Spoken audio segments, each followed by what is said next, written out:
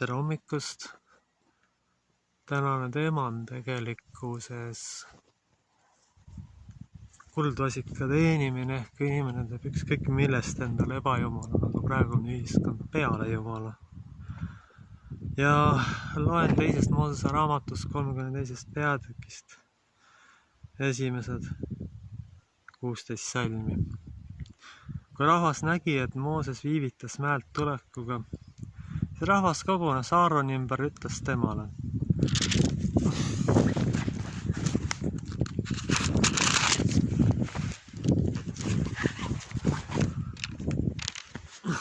võta kätte ja tee meile jumalad, kes meile käiksid meie ees, sest me ei tea, mis on juhtunud Moosesega, selle mehega, kes tõi meid Egiptuse maalt välja.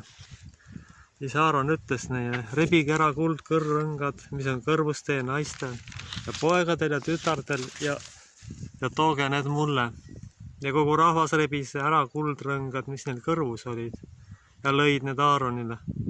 Tema võttis need vastu nende käest, töötles lõikeriistaga, valmistas valatud vasika, siis nad ütlesid: see on su Jumal, Iisrael, kes tõi sind Egiptuse maalt välja. Kui Aaron seda nägi, siis ta ehitas selle ette altari ja Aaron hüüdis ning ütles: homme on issanda püha.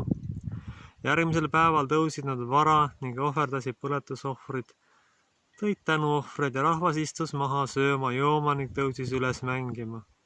Siis issand rääkis Moosesega: mine astu alla, sest su rahvast, kelle sa tõid Egiptuse maalt välja, on teinud pahasti. Nad on kähku pöördunud teelt, mida ma neile käskisin käia. Nad on enestele teinud valatud vasika, nad on seda kummardanud ja sellele ohverdanud ja nad on öelnud: see on su Jumal, Iisrael, kes tõi sind Egiptuse maalt välja. Ja issand ütles Moosesele: ma olen näinud seda rahvas ja vaata, see on kangekaelne rahvas. Jäta nüüd mind üksi, et mu viha saaks süttida põlema nende vastu ja ma saaksin nad hävitada. Aga sind ma teen suureks rahvas. Mooses aga anus issanda oma Jumala ees ja ütles: issand, miks süttib su viha põlema oma rahva vastu, kelle sa tõid Egiptuse maalt välja oma suure võimsuse ja vägeva käega? Miks peaksid egiptlased rääkima ja ütlema: kurja kavatsusega viis ta nad välja, et neid mägedest tappa ja maa pealt hävitada? Pöördu oma tulisest vihast, kahetse kurja, mida sa kavatsed teha oma rahvale. Meenuta oma sulaseid Abrahami, Iisakit, Iisraeli, kellele sa oled iseenese juures vandunud ja öelnud: ma teen teie soo nõnda paljuks nagu tähti taevas. Ja kogu selle maa, millest ma olen rääkinud, annan ma teile soole, nad pärivad seal igaveseks. Issand kahetses kurja, mida ta olid ähvardanud teha oma rahvale. Ja Mooses pöördus ning astus mäelt alla ja tal oli käes 2 tunnistuslauda, lauad, mis mõlema poole peal olid kirjutatud. Neile oli kirjutatud nii ühe kui teise külje peale. Lauad olid Jumala tehtud ja Jumalal oli kirjutatud, oli kiri, mis laudadesse oli urendatud. Aamen. Ühesõnaga, nii, olukord natukenegi raskeks läks. Otsustasid inimesed, et ei, me teeme enda Jumala, hakkame midagi muud teenima. Pärast, kui me seda peatükki edasi vaatame, selgus muidugi, et leviidid olid truuks jäänud ja pöördusid kohe Jumala juurde tagasi. Ja nagugi nüüdki oli näha, et umbes 1/10 või natuke rohkem kogu Baltikumi rahvast sai aru, et ei hakka teenima seda keitsi või jumal teab kelle või mille. Ei tea seda ju tegelikult, kelle Jumal see on. Me ei tea isegi seda, kes selle taga täpselt on. Sest üks asi on see, mida räägitakse avalikult ja hoopis midagi muud on see, mis tegelikult on. Me ei tea, kes seal on. Aga me teame ainult ühte, et see, mida pannakse teenima, on ebajumal. See, mida tahetakse teha, on ebajumala teenima panemine, et rahvas unustaks oma talendid ja täidaks truud kellegi tundmatu isiku käske. Kes ei tea inimestest midagi, kes ei tahagi midagi teada. Olen väga tänulik sellest, et osa rahvas seda ei teinud ja praegu on eriti, ma ütleks, et lausa hädavajalik see, et inimesed hoiaksid kokku. Et inimesed pöörduksid issanda poole, hakkaksid jagama omi talente, mis neile kaasa pandud on. Teeksid asju, kui ei ole enam võimalik leiba teenida kellegi juures, hakkaksid seda ise endale lõpuks andma. Sest praegu mulle tundub, et järjest rohkem ja paljudes olukordades varsti ei olegi enam muud valikut. Kui ei taha kaotada inimlikku väärtust, kui ei taha oma vabadust kellegile ära anda või ära kinkida või maha parseldada, siis tulebki ära tulla ja minna. Sest ei saa teha niimoodi, et sa tood kõik oma talendid kullaks mingi ebajumala nime, nagu siin kirjakohas juhtus. Nii kui kriisiks läheb, annad kohe kõik oma talendid kellegi teenistusse, kes sinust on ükskõiki, kes tahab ainult omi asju ajada ja kellegile truu olla. Me ei tea tegelikult täpselt isikuna, kellele ta on truu, aga küsimus ei olegi mitte niivõrd selles, küsimus on, et mida ta teenib. Mida ta siis tegelikult teenib? Ei tea seda. Ta teenib tegelikult kahtlematult muidugi kurjust. See, kes praegu soodustab inimestele mürkide sissepanemist selleks, et nad saaksid leiba teenida oma elu elada. Ta tahabki seda, et kõik see kuld ja talent läheks siis raisku ja saaks panna ebajumala teenistusse. Aga mis on selle asja juures tegelikult kõige hullem? Vaimsed õpetajad. Paljud nendest, aga ametlik peavool ei taha ja julge ja ei saa märgata, vaid peab normaalsuseks seda, et kirikud on tühjad. See on totaalne katastroof. See on võimetus ja saamatus pidada seda ametit. Ja see tekitab lõpuks järeldus, et kas te ikka olete kutsutud ja seatud. Järjest rohkem tundub, et nagu kohati nagu ikka ei ole. Ja kuidas see võimalik on? Et nad on tühjad. Kuidas on võimalik, et 30 aasta jooksul pole suudetud oma tööd teha? Kuidas on võimalik, et pole toodud talente piisavalt, mis organisatsioonid püsti ja üles tõstaks? See on oskamatu personalipoliitika tagajärg. Ja midagi ei ole teha. Kui nüüd hakatakse veel mingid sunnivahendeid kasutama, ükskõik millises organisatsioonis toimub, kui liikmete arv kahaneb, siis tegelikult viib see organisatsiooni liikmete arv veelgi rohkem alla ja lõhub selle lõplikult põhja ja lammutab täielikult ära. Panen väga südamele, et sellest aru saadaks. Ja kui minnakse sellega kaasa, siis on oma valik tehtud ja siis tulebki hakata omi asju ajama ka minul lõpuks. Sest mul lihtsalt ei jää ühel hetkel muud üle. Neid näljasid hingi, kes ajavad tegelikult sõna ilma igasuguste totrate piiranguteta, on päris palju tegelikult. Inimene vajab tegelikult sõna.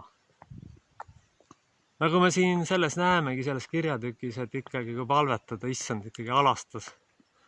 Ta teadis, milleks Mooses tegelikult suuteline on. Ta teadis, et Mooses on võimeline seda asja päästma, et Mooses on võimeline olukorda muutma.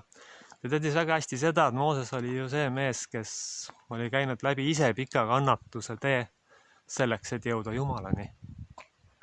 Aga praegune kriis ongi üks pikk ristviletsus ja kannatus paljudele, kes on töötuks jäänud, kes on haigeks jäänud, kes on langenud propaganda ohvriks. On ka neid, kes on meelt parandanud ja Jumala leidnud ja tunnistanud oma langemist selle ohvriks. Peavool muidugi eitab seda, aga praeguses olukorras ongi, tuleb leida üles oma talendid ja mitte neid kullaks vahetada. Kellegi ebajumala teenri jaoks, kellel teist on täiesti ükskõik. Kurjus oskab ennast peita ainult inimese eest, mitte Jumala eest. Ja ükskõik, kes selle taga on, see saab oma palka. Midagi pole parata, sest see inimene on ise oma valiku teinud või need inimesed on oma valiku teinud. Ja liigne orjalikkus ja truu alamlikkus igasugusele seadusele, nagu paljudele meie rahvaliikmetele oman, viib tegelikult surma ja hävingusse lõpuks. Kas siis otseses või kaudses mõttes või üldse suhete katkemiseni. inimesed, palun ärge eralduge üksteisest. Olge üksteise ligi, hoidke palun rahvas rohkem kokku. Ärge langege selle propaganda ohvriks, mis valetab, et mitte vaktsineeritud inimene polegi justkui inimene. See on eriti haletsusväärne, kui oma äri lastakse tegelikult põhja sellega, et kuulatakse mingit propagandat, mis ei ole pädev või proovitakse sellele propagandale veel truum olla. Lõpuks sellega oma elu põhja lastes. See kehtib kõikides eluvaldkondades, sellel ei olegi tegelikult mingit tähtsust ja vahet, millises valdkonnas. See on kõikides eluvaldkondades. Praegu jääb niisugune tunne olukorda vaadates, et nii-öelda Mooses on mäel ehk Jumal oleks inimeste arvates justkui nad maha jätnud. Aga tegelikult on see läbikatsunud hoopiski. Tegelikult on see aeg selleks, et me aru saaksime, kes me oleme, kas me ikka oleme truud issandale või hakkame teenima Jumal teab mida ja laseme kõik põhja, mis meile antud on. Ja kuulutame ebajumalat niisuguseks prioriteediks, et ühiskonna ära unustame. Rõhutan veel kord, kõige hullem on selle asja juures praegu hoopiski veel see, et jumala sulased, kes peaksid oma ligimest iga hinna eest kaitsma igasuguse riikliku totalitarismi ja rumaluse eest, on enamikul juhtudel tegelikult püsib põõsas seisab.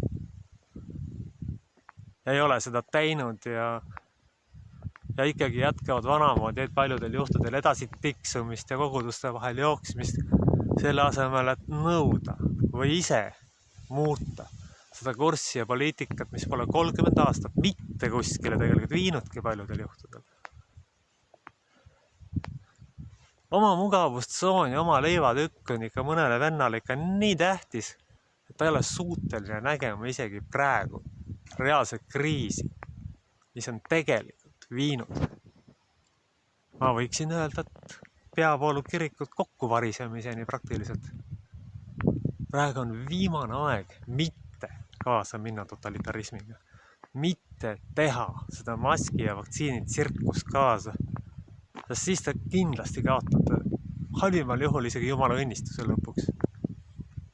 Inimestele soovitan kokku hoida. Aga mitte ebajumala teenimisest, nagu siin selles kirjatükis me täna nägime, vaid just vastupidi, oma talentide ja ligimisega jagamises ja ligimise kokkuhoidmises ja oma asjade ajama hakkamises, päriselt oma talentide leidmises, reaalselt. Aga praegu mulle tundub järjest rohkem, et paljude meie rahvaliikide põhine lõik, orjalikkus ja ebajumala teenimine, mõttetut ruudus mingisugusele ebajumalale, nagu me siin näeme, viibki lõpuks hukatusse ja lõhub sellegi viimase ära, mis tegelikult on kaasa antud. Autistliku totalitarismiga kaasaminek on õudne. Autist peidab ennast igale poole. Ta paneb ette tavaliselt inimesed, kes tema agendat edasi viivad, sest ta tegelikult ei ole suuteline avalikkusega absoluutselt mitte suhtlema, isegi mitte märku andma, kui tal see vähegi võimalik on. Autist sulgeb ennast tuhandete müüride taha. Tegelikult, kui nüüd päris aus olla, ei tea selle inimese nime, sest autist ei taha oma nimest mitte midagi teada. Ta ei taha mitte midagi teada inimestest saati sellest, et ta ei taha seda, kes ta on. Nii et järelikult need, kes natuke avalikult esinevad, on selle tundmatu isiku käepikendused lihtsalt. Mul on elus olnud õnnetus või ma ei oskagi öelda, miks Jumal plaanis on kohata inimesi, kes on osutunud pärast autistideks. Nemad ei taha mitte mingit avalikku tähelepanu. Nemad hoiavad kaugele, eemale. Aga kui neil vähegi võimu ja võimalust on ja kui neil juhtub ka väga halb iseloom olema ja vastav haiguse kombinatsioon, siis nad tõesti hävitavad selle maailma. Nad tõesti vihkavad inimesi või lihtsalt ei taha neid näha ja siis teevad selliseid otsuseid, mis hävitavad maailma. Nii nagu me praegu juures olevalt pildilt tegelikult näha võime. Läbi mõtlemata totaalne normaalse ühiskonna hävitamine käib praegu. ei tule ükski ametnik, mulle tundub sageli, või ma ei ütleks, et mitte ükski, aga on neid, kes tõesti on kuldvasikast teinud hoopiski valitsuse või mingite jõudude korraldused, kes ei esita küsimusi ja küsijad taga, kuulge, et need jõite. Kes on nagu siin kirjeldatud kirjakohas toonud kõik oma asjad. Ehk nagu selles kirjakohas oli kuld, ehk oma anded ja muud asjad selle ebajumala teenistuse ja küsimata, et oodake, aga mis need korraldused on, mida need tegelikult tähendavad. Mis tähendab see, kui me teeme sellise otsuse, et me ühiskonna lukku keerame, hakkame kõike reglementeerima, kontrollima mõõduka pandeemia tingimustes. Lõppude lõpuks on ju siis see tagajärg, et ei jäägi mitte midagi. Kõik on nii-öelda selle teenistuse pandud ehk kullaks tehtud. Ja üks päev, kui see asi läbi on, ehk piltlikult öeldes Mooses mäelt tagasi tuleb, või see kõrberännak nagu läbi on, me ei tea, kaua see tegelikult kestab, sest seda teab tegelikult üksi ainult Jumal, siis polegi midagi enam. Ja siis küsitakse nende käest, kes on truuks jäänud, siis tulebki jälle nii-öelda see leviitide grupp on, kes võib olla väga erineva ühiskondliku taustaga, seda ongi rikkad, vaesed, andekad, andetud ja tuleb välja, et nemad on truuks millegi pärast suutnud peada. Aga paljud ei ole. Paljud on justkui Jumal ära unustanud ja oma anded kellegile ja oma elu eelkõige kellegile maha müünud lihtsalt ja ära andnud ja tervise ära lasknud mürgitada. Nagu me näeme praegu, sellest ei räägi ju peavool, et Iisraeli vaktsineeritud rahvas tegelikult sureb lihtsalt otsast. See on ilmselge, läbinähtav plaan. Genotsiidiks tegelikult üle maailma. Jällegi autistlik kuri maailm ei taha inimesi, aga ta ei tule isegi see hing selle peale, et kui inimesi ei ole, siis ta lihtsalt sureb nälga. Tema kurjus ja tahtmatus elada on niivõrd suured, et need hävitaksid ülejäänud loodu. Kui poleks Kristuse armu vähegi veel vahel, siis inimene laseb lihtsalt maailma õhku. Armutult. Küsimust. Sest teda ei huvita tegelikult mitte miski. Autisti ei huvita inimesed. Ta tahab neist iga hinnast lahti saada. Ja me näeme, mis hakkab juhtuma ühiskonnaga, kui selline grupp, kes ennast oskab muidugi väga hästi peita, sest nad on inimestest peitmise meistrid, aga Jumala käest mitte mingil juhul ei pääse. Neid ootab lihtsalt räige hukatus ja häving. Meie ülesanne on siin kõigepealt ellu jääda ja kokku hoida. Meie ülesanne on hakata üksteist toetama. Veelgi ja palju rohkem. Jumala sulaste ülesanne on lõpuks ometi tulla oma tornist piltlikult öeldes alla inimeste sekka tulla. Lõpetada see istumine kuskil, kus ei ole inimesi, lõpetada see inimeste eest ära jooksmine erinevate liturgiliste tegevuste läbiviimisega erinevad kohtades, mis tegelikult ei ole koguduse teenimised, sest koguduse teenimine eeldab ka inimestega pidevat suhtlust. Ja seda üle ühe koguduse ei saa kindlasti teha. See ei ole lihtsalt võimalik. Ja lihtsalt see endale valetamine ikkagi nagu jätkub. Ka see tuleks tegelikult lõpetada. Tegelikult on vaja tohutult palju muutusi ühiskonnas teha. Tohutult palju muutusi selleks, et me sellest kriisist võitjatena välja tuleksime. Aga eelkõige me ei tohi kaotada inimlikkust. Me ei tohi uskuda seda, mida räägib peavool mitte mingil juhul, sest vastasel korral me kirjutame alla oma surmaotsusele tegelikult. Ja läheme kaasa selle agendaga, mis ongi nende paljude inimeste unistus. Selle kuldvasikaga, mida nemad teenivad. Jeesus ju tuli meid lunastama ja päästma. Eelkõige inimese enda kurjuse pahede käest ja selle tõttu on vaja järjest rohkem pöörduda Jumala poole. Sest isegi kui inimene kõnnib surmamoori orus, nagu meil paljudel tuleb praegu teha, on vaja tegelikult seda, et me reaalselt pöörduksime ja need asjad kõik, mis meil on kaasa pandud, realiseeriksime ja selle õpetuse elavaks muudaksime. Ja lõpetaksime oma ligimese lahterdamise selle järgi, kas ta teenib ebajumalat või mitte, sest see on lauslollus, kui seda tehakse. Ja hoiaks veel rohkem kokku ja toetaks tõesti neid, kes on hädas. Nüüd ongi aeg hakata tegelema täielikult oma asja, teha oma süsteemi, oma kirikus inimesi ei diskrimineerita. Mingi selle agenda alusel, kas ta teenib seda ebajumalat, kas ta on mürgi sisse lasknud või mitte. See on tegelikult hereesia, kui seda tehakse. Ja selle kõige suurem õnnetus on see, et Jumala õnnistus võib ära kaduda. Tuleb jääda kindlaks ja truuks iseendale. Kõikidel meil ja püüda see kõikidele asjade jaoks nähtavaks muuta. Olgu siis issand meiega, õnnistagu siis issand meid, kaitsku ta meid, juhatagu meid ja katsugem siis nendes päevades, mis ta meile andnud on ja ka tänasel päeval mitte oma elu kullaks teha ebajumalatele. Sest kui üks päev see piltlikult öeldes asi läbi on ja piltlikult öeldes Mooses tagasi tuleb, siis võib hilja olla juba. Andku meil issand selleks tarkust, väge ja püha vaimu juhatust ja õnnistagu ta meie toimetamisi. Aamen.